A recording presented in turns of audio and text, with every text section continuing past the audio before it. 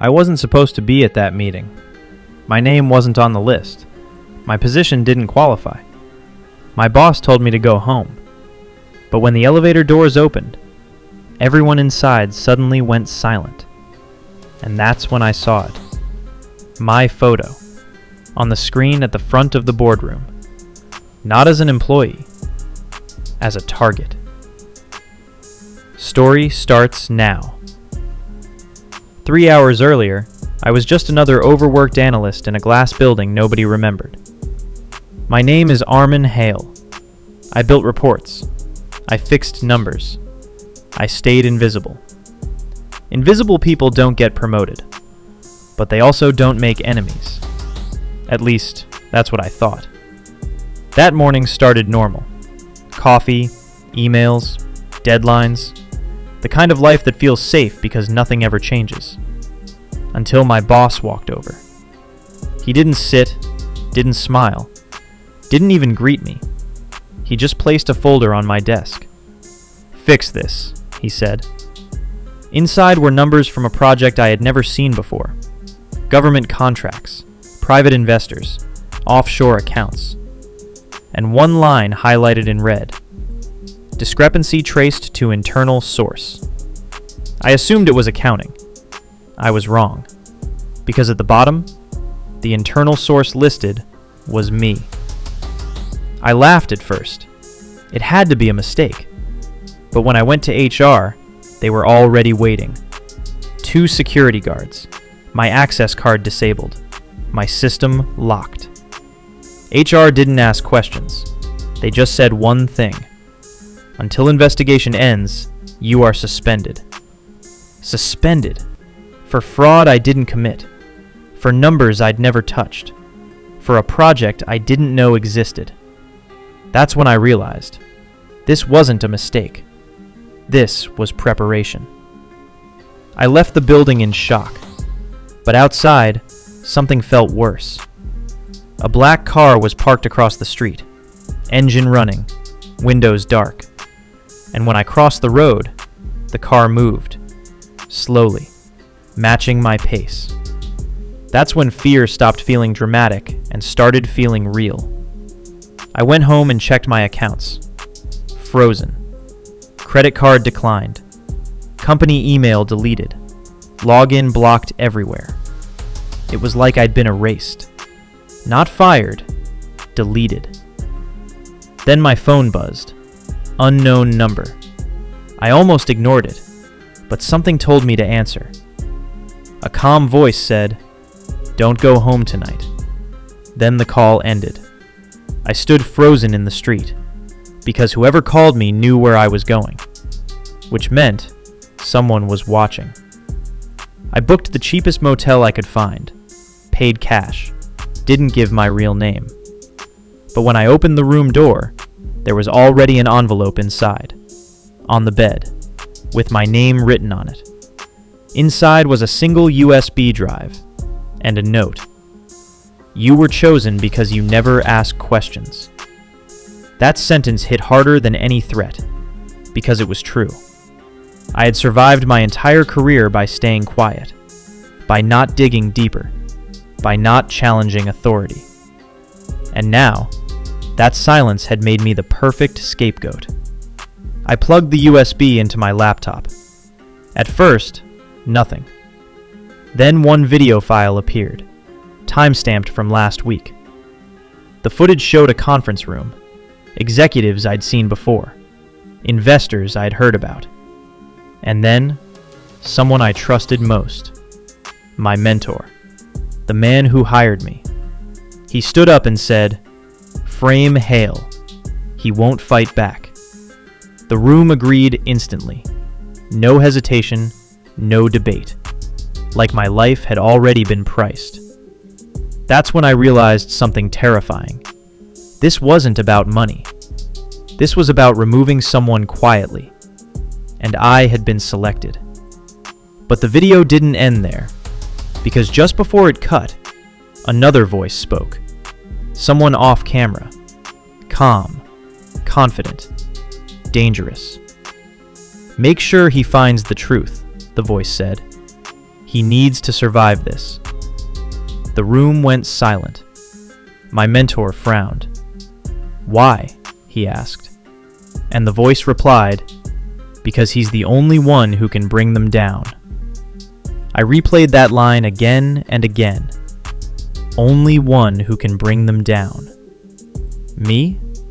The invisible analyst? The man who never caused trouble?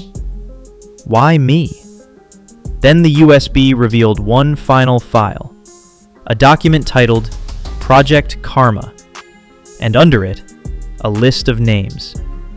Executives, politicians, investors, people far more powerful than me. But at the very bottom, two names were circled in red. Daya Verma, Karna Ilyas. I didn't know them, not yet, but something told me my survival depended on finding them. And that's when the motel lights suddenly went out. Footsteps outside my door. Slow, careful, like someone checking if I was inside. I held my breath, because for the first time in my life, being invisible might not save me. The footsteps stopped right outside my motel door. Not passing by, not hesitating. Waiting. I didn't move, didn't breathe.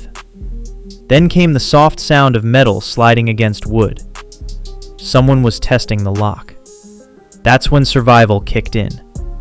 I grabbed my laptop, the USB, and climbed out the bathroom window barefoot, dropping into the alley behind the motel. Cold asphalt, trash smell, distant traffic. But I was alive. And right now, that was enough. I didn't sleep that night. I walked. No destination. Just distance. Because whoever framed me had money, reach, and patience. I only had one thing now. The truth they didn't want exposed. By sunrise, I found a 24-hour diner and sat in the corner booth. I ordered coffee I couldn't taste. Opened the USB again. If I was going to survive, I needed to understand what Project Karma really was. The files weren't financial records. They were profiles. Each person on the list had two sections: public identity and real influence. Politicians who secretly funded private security firms. CEOs tied to illegal data trading. Charities used to funnel offshore money. It wasn't corruption. It was a network. And Project Karma wasn't about profit. It was about leverage. Control over people who thought they were untouchable. That's when I noticed something strange. Two names had active tracking markers. Daya Verma, Karna Ilyas. Everyone else on the list was marked secured. Those two were marked uncontained. I searched for Daya first. Nothing. No social media, no company records, no legal history. Like she'd never existed. But buried deep in a data archive, I found a single reference. 3 years ago, a whistleblower case involving a biotech firm. The case collapsed overnight. Evidence vanished. Witnesses withdrew. But the anonymous source listed in sealed court records? DV.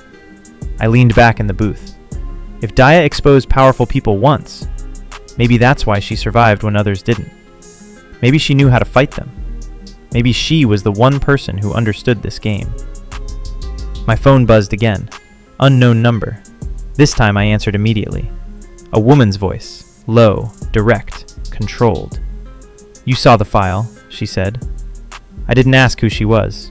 I already knew. "Daya?" I asked. Silence for a second. Then, "You're slower than I expected, Arman." Every nerve in my body went alert. "How do you know where I am?" I asked. "Because they know where you are," she replied, "and I've been watching them." That sentence changed everything. She wasn't hiding from them. She was tracking them. "Listen carefully," she continued. "They framed you because you found something you weren't supposed to." "I didn't find anything," I said. "You corrected a data model last week," she replied. "You fixed a forecasting error in a supply chain report." My stomach dropped. That tiny fix, the one I barely remembered, had changed the projected losses of a government contract. It exposed a hidden money diversion. I hadn't uncovered corruption intentionally. I'd just done my job too well. That report would have exposed the network in 6 months, she said, so they removed you now. And Project Karma? I asked. It's their insurance policy, she replied. They collect secrets on everyone. When someone steps out of line, they destroy them.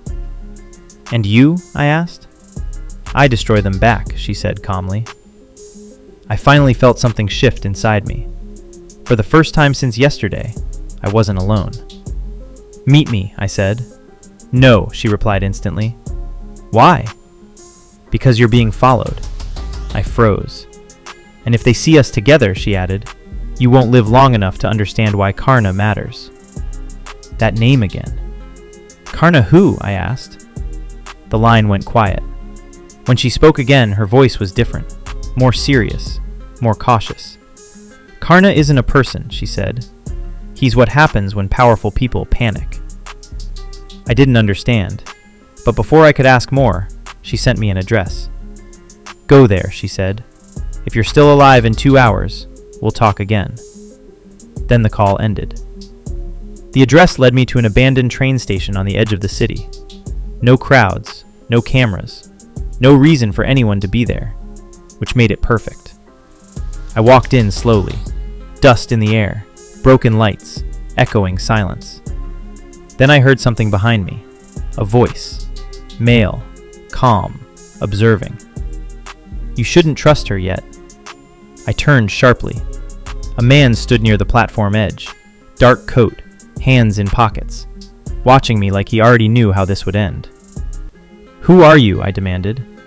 He smiled slightly. I'm the reason you're still alive, he said. My chest tightened. Karna? I asked. The smile didn't fade, but his answer did. No, he said softly. Karna is the reason they're afraid. Before I could respond, sirens echoed outside the station. Too many, too fast. The man looked toward the entrance. They found you faster than expected, he muttered. Then he looked back at me, and for the first time, his expression wasn't calm. It was urgent. If you want to survive this, he said, you need to stop thinking like a victim. He stepped closer. Because the moment you understand what you really are to them, his voice dropped lower, is the moment you become dangerous. The police stormed the station in seconds. Hands where we can see them! Flashlights, boots, radios screaming. My heart pounded so loud I couldn't hear my own thoughts. The man beside me didn't move, didn't run, didn't panic. He simply leaned closer and whispered, Remember this, Arman. They only chase people who matter. Then he stepped forward on his own. I'm unarmed, he called out calmly. Every officer's attention shifted to him, and in that tiny moment of chaos, my phone buzzed. A message from Daya. Run, platform exit, now. I didn't think. I ran. Through the side gate, across the tracks, into the narrow service road beyond the station. A black car screeched beside me. Passenger door opened. Get in, Daya said. I jumped inside. She drove without another word. Only when the city lights faded behind us did she finally speak. That man saved you, she said. Who is he? I asked. She exhaled slowly. He's the ghost inside their system. I frowned. That doesn't explain anything. She nodded. His real name doesn't exist anymore. Years ago, he built the data architecture that now controls their entire network. My stomach tightened. He created Project Karma? Yes, she said quietly. And when he realized what they turned it into, he vanished. So Karna is him, I whispered. Daya shook her head. No, Karna isn't a person. She glanced at me. Karna is the failsafe he left behind. I felt a chill crawl up my spine. If the network ever became too powerful, too corrupt, the system would expose everything automatically. My mind raced. And they don't know where that failsafe is? They know, she said. They just don't know who holds the final trigger. She looked straight at me. And now they think it's you. Everything clicked. The contract, the tracking, the panic. They framed me, I said slowly, because they thought I accidentally activated Karna. Dea nodded. And now you're their biggest risk. Silence filled the car. Then I asked the question that mattered most. So what happens next? Dea smiled faintly. Now, we make their fear real. 3 days later, we sat in a rented apartment filled with monitors. The ghost engineer had sent us the final instructions. 1 upload, 1 key, 1 moment. That's all it would take to release the files publicly. Proof of corruption, bribes, manipulation, destroyed lives. A lifetime of secrets, exposed in seconds. I stared at the screen. Once we do this, there's no going back. Dea folded her arms. There was no going back the moment they chose you. I hesitated. Not out of fear, but realization. They tried to erase me. But in doing so, they turned me into the one thing they couldn't control. I pressed enter. The progress bar crawled forward. 10%, 34%, 62%. My heartbeat synced with every number. Then, upload complete. Within minutes, the internet exploded. News alerts, emergency resignations, accounts frozen, investigations launched. The network that thought it controlled everything was collapsing in real time. I leaned back slowly. For the first time in days, I could breathe. Dea looked at me and said softly, "You know, most people spend their lives trying to matter." I swallowed, and I almost lost mine trying to survive. She nodded, "But you didn't." Outside, sirens still echoed somewhere far away, but they weren't chasing me anymore. For the first time since this began, I wasn't running. I was free. And somewhere out there, the people who tried to destroy me were finally learning something simple. Karma doesn't need permission. It just needs time. The end.